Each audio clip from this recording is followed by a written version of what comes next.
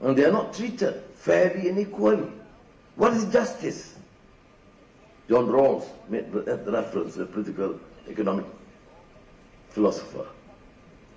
Justice is about fairness. The system of governance that you support, that we all work together, must be effective and poor.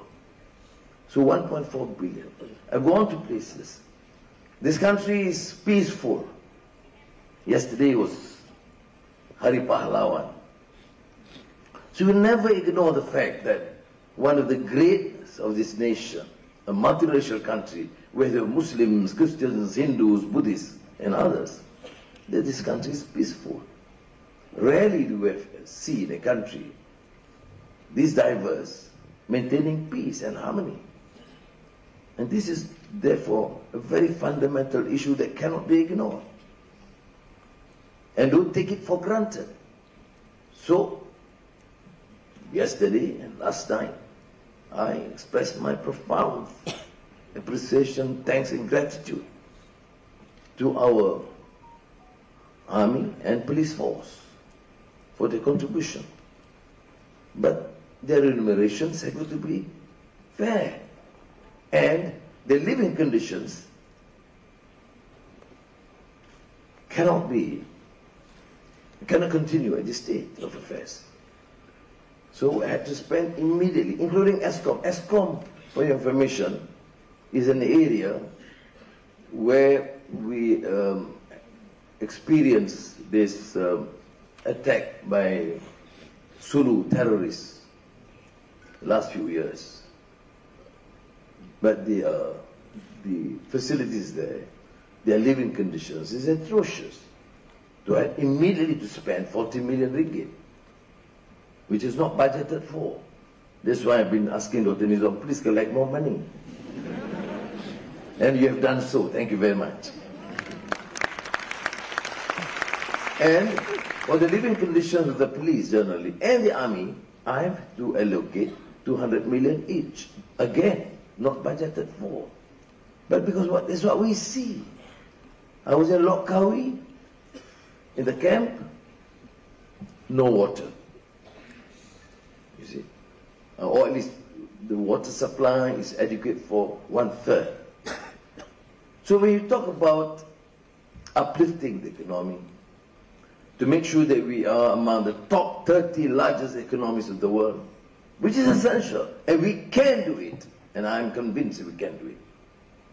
But we have to make sure that the principle of caring, of compassion and rahmah is there, including the labor share of income in this country. Female labor force participation must be increased. I mean, of course, they have a choice to work or not. And of course, people do question, what do you mean women are not working? They work at home. They take care of our children. So how do we then recognize and compensate their efforts? And when you talk about rahmah, I must of course commend our late Allah Yarham, Salahuddin Ayub, who did a fantastic job in pushing the agenda forward. And again, the last 2 days, when we celebrated Hari Consumer, Hari Pengguna, I had to allocate another 50 million ringgit to make sure that this Kedai Rahmah goes down to help our communities. So just, in one speech is a few hundred million already, and good luck, Dr. Nizam, you have to get back the money. So the economic Madani framework will serve as the foundation for several other specific policies that will be announced in the coming 4 months, in the coming few months. The economic minister has announced the National Energy Transition Roadmap, and ministers will be assigned daily to announce the follow-up policy and program to the economic Madani concept. In the next few weeks, we will announce the Industry Master Plan, and following that, the midterm review of the second Malaysia Plan, and only in October will be the Belanjawan Madani kedua. So I want to take this opportunity again to thank ASIL and also the President of Chartered Tax Institute Malaysia for organizing this conference. I've seen a very elaborate and serious major topics for discussions. My only suggestion is that we take a very open, positive view of the need to undertake reform and changes, including in our taxation policies. And I will be guided by you to tax or not to tax, Shakespearean. And I will look forward to engaging with Hasil to get their input, their suggestions, how to effectively undertake or adjust some of policies or introduce new taxation measures, accepting the fundamental principle that I have mentioned earlier, that for a country, our policy is to tax when it is absolutely necessary, and number two, it should not be ever to be considered as a burden to taxpayers. Our intention is, of course, to encourage them to be more productive and contribute to the nation. But, as you know, for a growing economy with such ambition and to contribute to the welfare of those who have been deprived and marginalized, the taxation, the tax institutions and agencies must be very efficient, very clean, and very effective.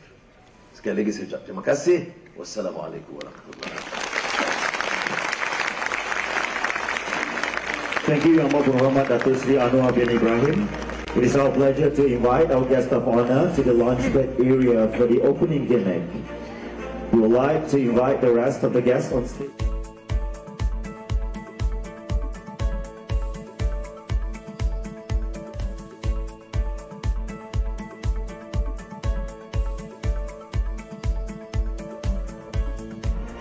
One, two, three.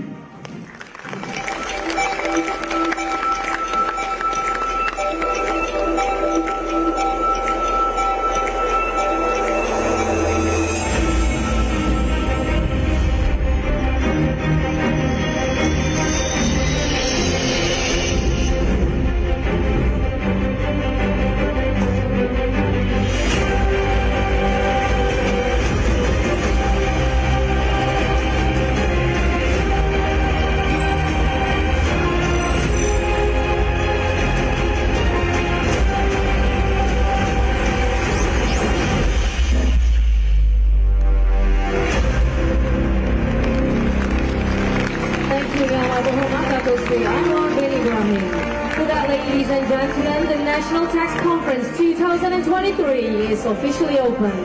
We would now like to invite our guest of honor for a group photo together with the conference participants.